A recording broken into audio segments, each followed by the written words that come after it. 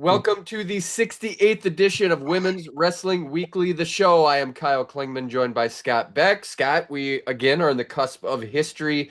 The first field of the inaugural NCAA Women's Freestyle Championships has been set. 180 wrestlers, 18 woman brackets. We had the regionals this past weekend. 6 regionals, top 3 from each region qualified. There were some hammers that got left out as expected because of the format. You have to almost be perfect because you have to either reach the finals or come back and wrestle for third. Probably the standout teams are the University of Iowa, won 8 of 10 in Region 5. You have McKendree that went 10 for 10 in a monster region, won all of the 10 titles, which was impressive. And then North Central, Presbyterian both had 10 qualifiers. I think it starts with the amazing performance of McKendree University in a tough region going 10 for 10. You kind of see it coming, Scott, because they're so good, but to be able to get them all through and then win titles like that, it just shows you that McKendree is a team that can win this championship. We've talked about it. I mean, perhaps they don't have the quote guaranteed champions of Blades and Welker, but they have an exceptionally solid lineup. And if everybody wrestles the way they can, and they have been lately, like Shelby Moore's wrestling a lot better. If you get these hammers and Yu Sakamoto wrestles the way she's capable of, I mean, they're gonna contend for a title. You know, the middle of their lineup, I mean, they're top to bottom, they're very solid. The middle is very solid. They all wrestled well. Obviously Iowa's Iowa. It's a force. They have those two plus, very solid everywhere else. But McKendree is going to be contending, and I'm sure North Central has something to say about that as well. I expect, very good performances. I just don't think they're as deep as Iowa and McKendree.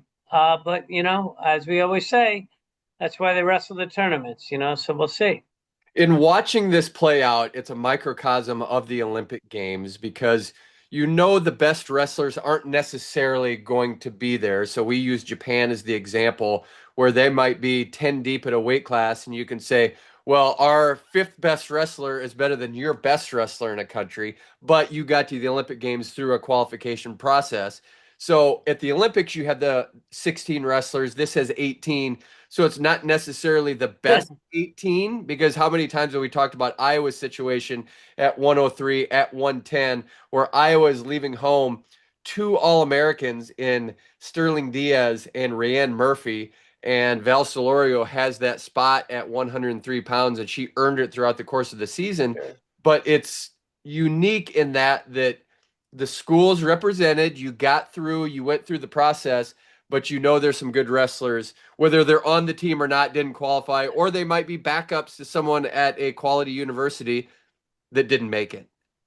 Yeah, I mean, I think over time, I think some of that issue will settle itself where recruits aren't going to want to necessarily be second and third in a weight class now that they know you can't have more than one in a weight class.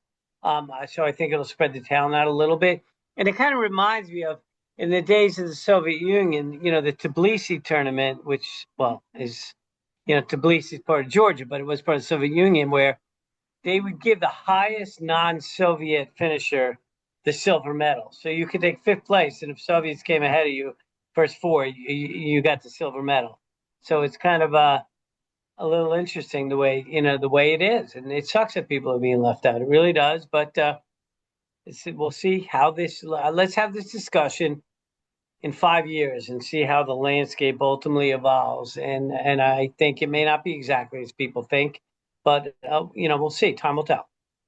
With a tournament like this, that you have to get a ton of qualifiers through to be even close to competitive to win a championship. So this is like a play or a movie where there's 2 or 3 main leads and then the rest is supporting cast. That could upset someone, that could disrupt something, beat Iowa, North Central, beat McKendree, and then it throws everything off. So which team is going to win. We know it's going to be McKendree, Iowa, or North Central at this point. And there's some other great teams. Presbyterian's good, but you have to have those place winners that get near the top or close to it. So that nothing is going to go perfect. You want to go 10 for 10. You want to get all 10 champs. I get that. but how are you able to respond and get those women on the backside and then perform at the next best thing? The backside is exceptionally important, and this is incumbent upon, hopefully this is something that the athletes have gone through during the year. Some of the ones that aren't necessarily winning that have had to be backside warriors, and I've said this before too. It's up to this is where the coaches, the assistant coaches, the teammates need to be able to rally uh, their their their teammates after they take losses, or their wrestlers after they take losses, and explain how important it is. And as Tom Brand says, you get the next best thing. You lose a tough match, you get disappointed. That's already happened. It's over. You're part of a team. Now you got to refocus and get the next best thing. And you never know. Again, when that may come in later on in life to qualify for maybe to qualify for the US, for the World Team Trials, maybe to get a medal in a tournament in repechage. So I mean, unless you just only expectation is to win, and it's hard when you take a loss and your dreams are shattered. It's difficult, but sometimes it's bigger than you, and that is the fun team element of it a little bit. This is where NAIA coaches have an advantage in how they recruit, at least for now. I know that the NCAA has the allure, has the luster, but their process is a little bit more fair because it is stacked so that even if you don't have a great tournament, you can still go based on an at-large bid. I think there's three processes. Ashley Flavin at Life University explained it to me once, and it's this math equation where you have to just dive into it, but it's a pretty fair system, and you can qualify 12. So NAIA will have its regionals coming up this weekend. So I think that may be the direction you should go because D1 has that too, where you have a qualification process, but then you're going to have at-large bids. I hope they can get to that point so you can truly get as close as possible to the best 18 to go. Yeah, I love the at-large bids. I really do. If somebody just has a bad day, but they've had a good body of work, I'm a big fan of that. And it kind of gives you a second chance because things do happen. It could be a bad call. It could be you got caught in something. You just never know. I mean, in theory, with three, you could always, kind of wrestle back to take third. So you got to lose twice, really. That's a three. Three is better than two.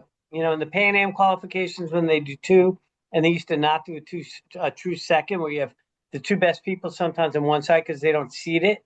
But now where if you have a true second, I think it's fair. But with third, you just don't lose two matches, I guess. But I still am a fan of wild cards for sure. And just to go back to the point, the concept of McKendree winning all 10 weights is exceptionally impressive. And I think number one, I think it is a solid region. But even if it wasn't, to have 10 champs, that just doesn't really happen that much. And to do what they did, it was some emphatic fashion. I think they had 4 or 5 falls in the finals where they just dominated, imposed their will. You would think in one of those finals matches they would slip up or something would happen, but to run through it that way in, like we said, a tough regional against, you had Colorado Mesa, you had Simon Fraser, you had William Jewell. There were just a lot of good teams there. Fort Hays State, those have been traditionally throughout the course of the year. Lindenwood, they've been good teams, and to come through like that, that's a great pat on the back for that program. Because all those teams may not be solid top to bottom, but all those teams have a few very good wrestlers, So that's very impressive. Iowa back in the day under Gable in 1983, they won 9 of 10 Big Ten titles, and another person got fourth. But to go 10 for 10, that is Yeah, I mean, there's no room for error when you win all 10 weight classes. That's just yeah. very impressive. And I think it's a great statement, by the way, just going into the national tournament. So if their goal is to beat Iowa and they believe they have a good tournament team, I mean, okay, statement made. I mean, it's not like that Iowa didn't perform well. They had a great tournament, as well. But, McKendree, I think, made a statement. Looking at this, just if you look at a head-to-head, and then with North Central, of course, being there too, if you look at McKendree versus Iowa, so much of it's going to come to head-to-head matchups. So if you look at 103 and you get Heather Kroll versus Val Solorio in the national finals, which would be a rematch of the for-her duels, that could be fundamental because you get 4 extra points for winning a championship over second place. So it's 16-12. So for that, you look at head-to-heads, but then also you're trying to get away from someone. So you want to be on the opposite side of the bracket. If you look at 110, you don't want to be on the same side as Audrey Jimenez because if you look at locks, she's probably as much of a lock as anyone in the tournament. If you talk about Absolutely. Blades and Absolutely. Welker being the locks there. She's just as big a lock, Yeah, she I would be. think. Now, I got to give credit if you look back, Tegan Sybil, she wrestled her in the regional finals. She went out right away and got a blast double and got the first takedown. That is the aggressiveness you have to have. You just saw that in some of those. You saw that Cassia Zamet took down Aubrey Krazer in a low single. So you have to be ready. You can't think that they're just going to lay back Yeah. and just think because you're good that you have an automatic walk to the finals. I think that is probably the best thing that could have happened to Krazer and Jimenez going into this tournament. And the reality is, you can't also. I mean, I'll take back what I said. I hate the lock thing. It's not fair to the athlete, number one, to put that much pressure. Not that they care, but it's ridiculous because you have a U23 world champion there in Sage Mortimer. I mean, you have Kehlani Schufeld, who's very solid. Nyla Valencia. I mean, it's a Gabby Tedesco. It's not like it's a bunch of scrubs in the weight class. They're really good, accoladed people. Is Jimenez better on paper? Yeah, absolutely. But these are accoladed people that are capable of beating anybody within reason.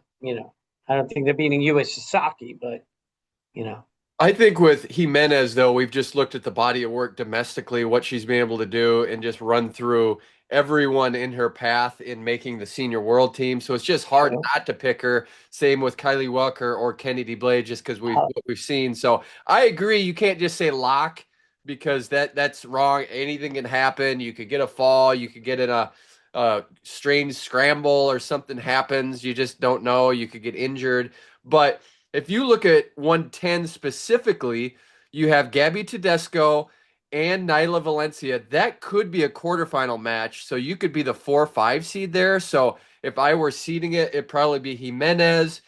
It would probably be Sage Mortimer, Kehlani Schufelt, and then probably Gabby Tedesco and then Valencia. So that could yes, be one of those matches in the quarterfinals, which is right out of the chute that is possibly determining the national tournament. And then that's a if you huge do lose, match. Yeah. yeah, if you lose the next one, how do you come back? There's still that opportunity for, say, Tedesco or Nyla to come back and beat them on the backside. So nothing. That would be that would be in terms of the context of, out of the gate, pretty much at the second lightest weight.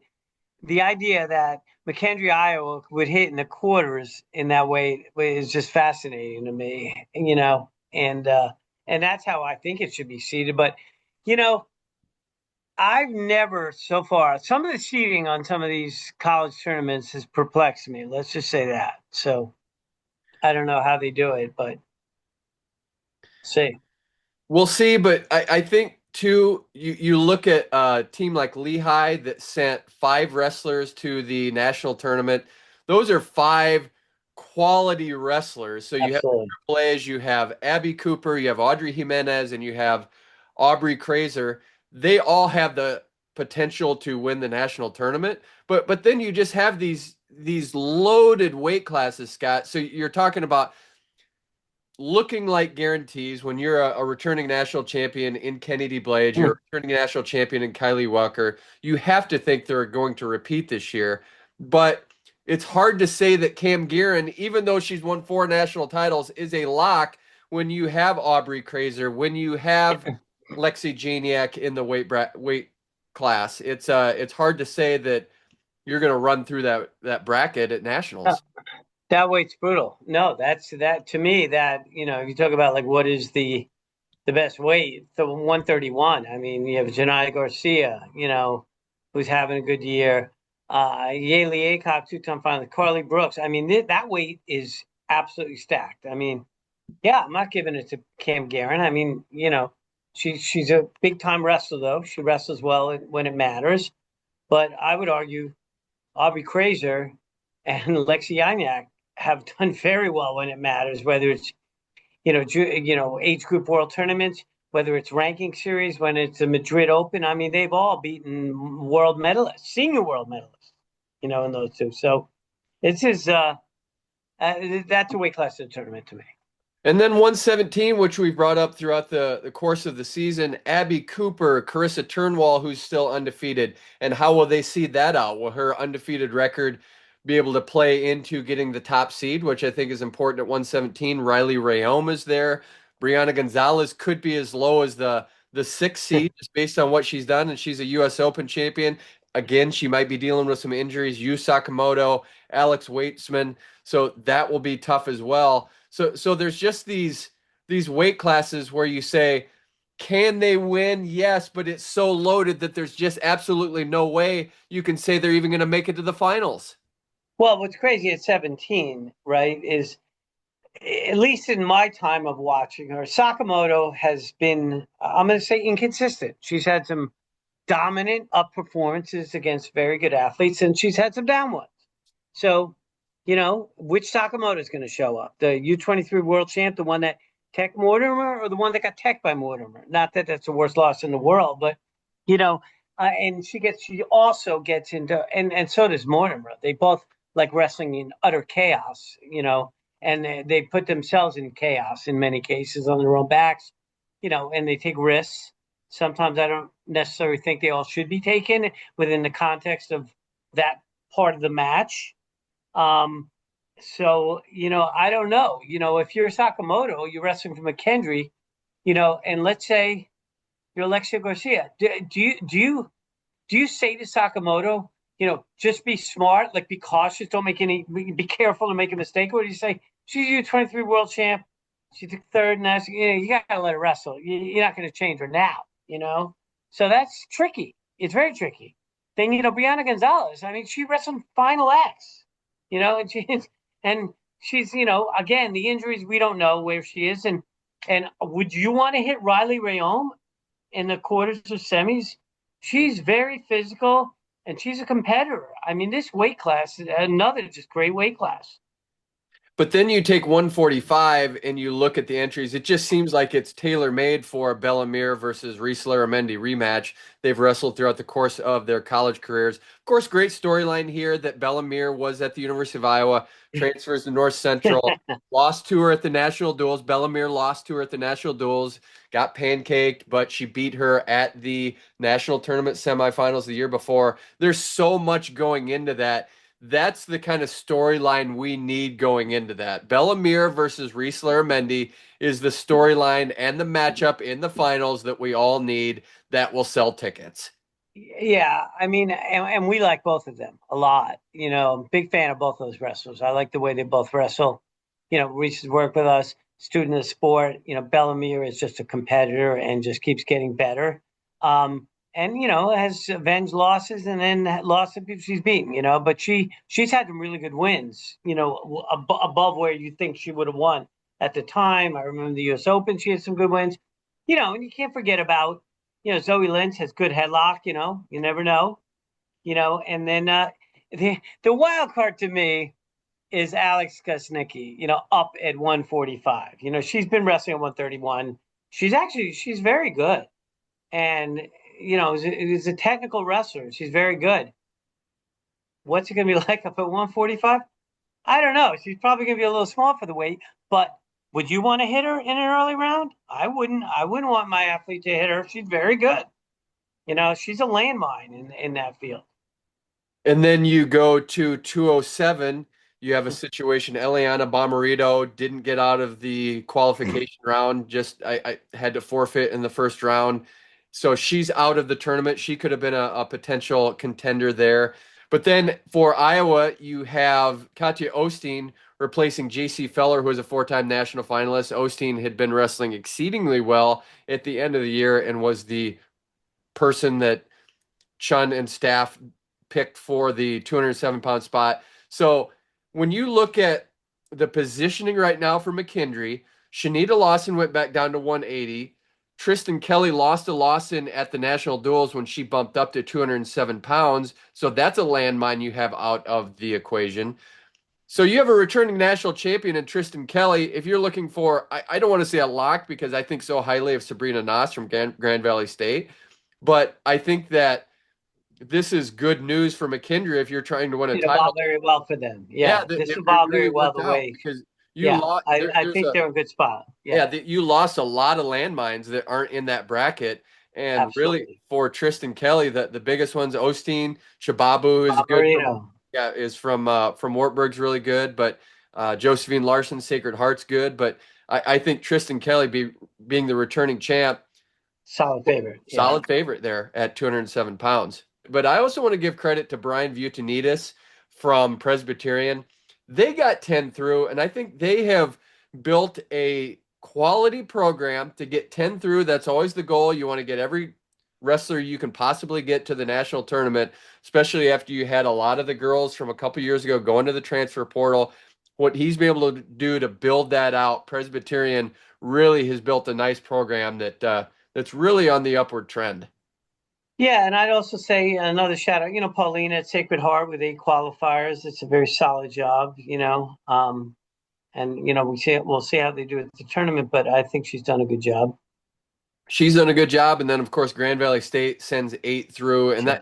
that was a monster regional too. When you have North Central and Grand Valley State in the same region going toe to toe, you know they're going to take up a lot of those qualifiers. So they took 18 of the 30 available spots.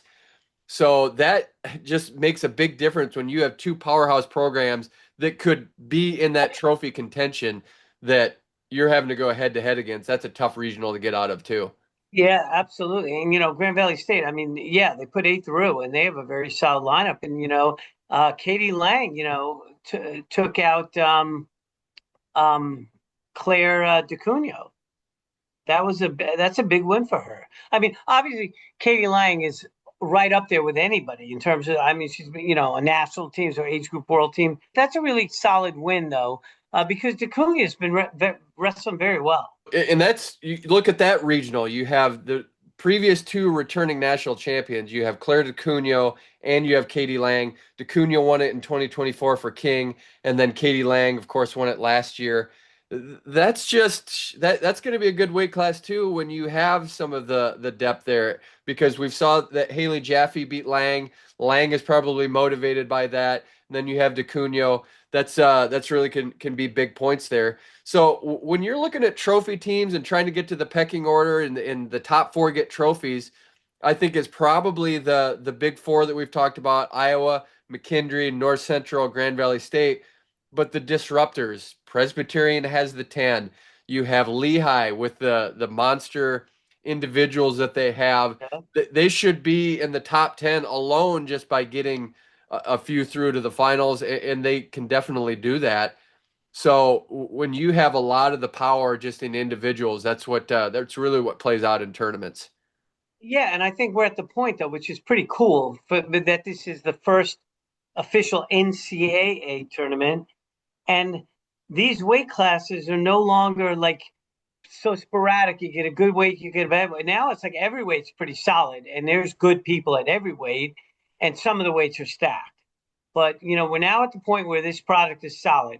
To a random fan that watches this tournament, there's going to be a lot of good wrestling, and it's arrived. And going back to the point of what it means to wrestle someone on the championship side and then in the consolation, this happened at the boys Iowa High School State Championships. There was a wild match that happened at the state duels, and then these two individuals met in the quarterfinals or the round of 16, and then they met in the consolation. Those two teams tied for the state title, and they tied. One got a fall, the other got a major. So one could say, I got the team title because I got the fall, and the other could say, I got the team title because I got a major decision. So it could come down to that. If you don't think every Did they point's give going to matter, it will. did they give one of the teams the title by criteria, or was it declared a tie? It's yeah, if you tie So in a it's not like a situation. dual meet where a fall counts more. Correct. So you saw that with Johnson and Wales and Wartburg in 2025. They tied for the team championship. They both get a first place trophy. Now, I don't think it's Wow. going to come down to that, but every point, every You technical never know. superiority, every fall, I know that they're going to be harping on if you can get the fall, go for the fall, especially if you're in one of those power programs. Well, the one thing we've talked about Nate Solorio a lot on this show. He is, of course, the father of Val Solorio. It's been my dream to meet him. He's the guy that was so disappointed when I called and he thought it was the University of Iowa. He wanted to be one of the coaches.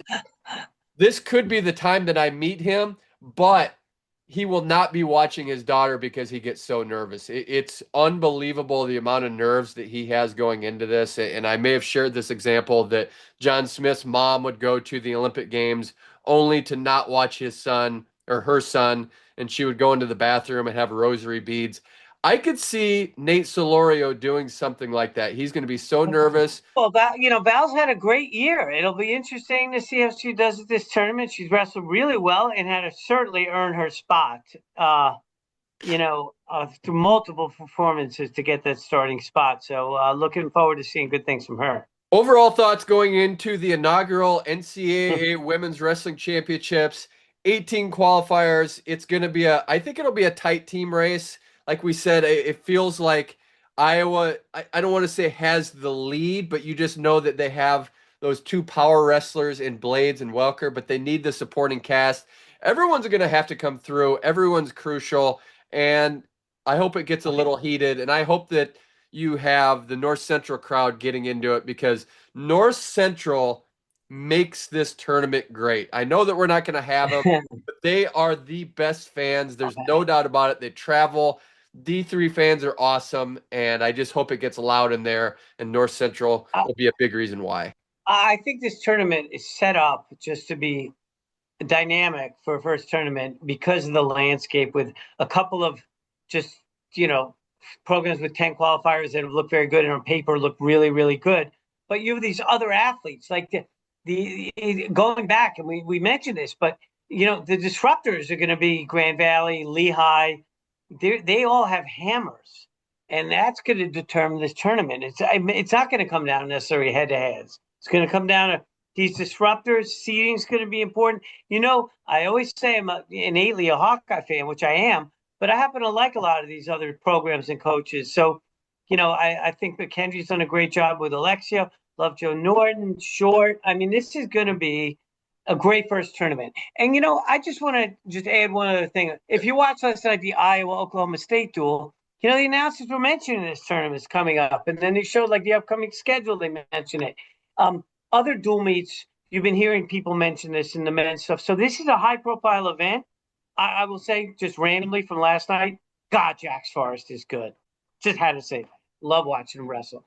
But, this is the first year, and this is going to be a doozy. And maybe, is it possible Iowa, just because they're Iowa and they're dominant, runs through this thing? It's possible, but I don't think it's going to play out this way. I think this is going to be in flux. There's going to be, I think, some ups and downs where upsets happen and it looks bad or good, and then something else happens. So I'm really excited. We got this in 2 weeks, and I think everybody should tune in. Cam Guerin going for 5 national titles. I know this is the first NCAA, but what a historic moment that would be if Cam Guerin can survive that weight class. She is a gamer. How many times have we said that? She steps up big time and time again. This is as big as it gets. Yeah, and it's bigger than just her stepping up, which is important. But she's battled a lot of adversity and injuries and some personal adversity, and she's a gamer, and that's a brutal weight class. So it's if she gets a fifth, she's going to earn it. I'm not betting against her, but I'm just saying, it would be a good storyline, and she's a great person. I'd like to see that for her. But there's other people that have something else to say about it, and it's a really deep weight. And watch out for, Janida Garcia is just starting to wrestle a lot better as the year's progressing. She was exceptionally good young, kind of disappeared a little, lived at the OTC, and she seems to be finding herself. It's another person you don't want to hit her in an early round. As you mentioned, they showed the women's tournament on the Oklahoma State versus Iowa broadcast. My understanding, they're going to try to get the stars out there. I think Jordan Burroughs is going to be there. Kurt Angle's going to be there. They're really trying to give this a big pop for the first year, and kudos to them. Yeah, and I stand by this. the Extreme Arena in Coralville is a wonderful place to watch wrestling. So anybody that's thinking about it, you know, you want to make a trek. I mean, depending on where you're coming from, but that is just a great venue. It's a great setup. There's hotels near, there's bars and restaurants all in that little area near the river. I think if you can go.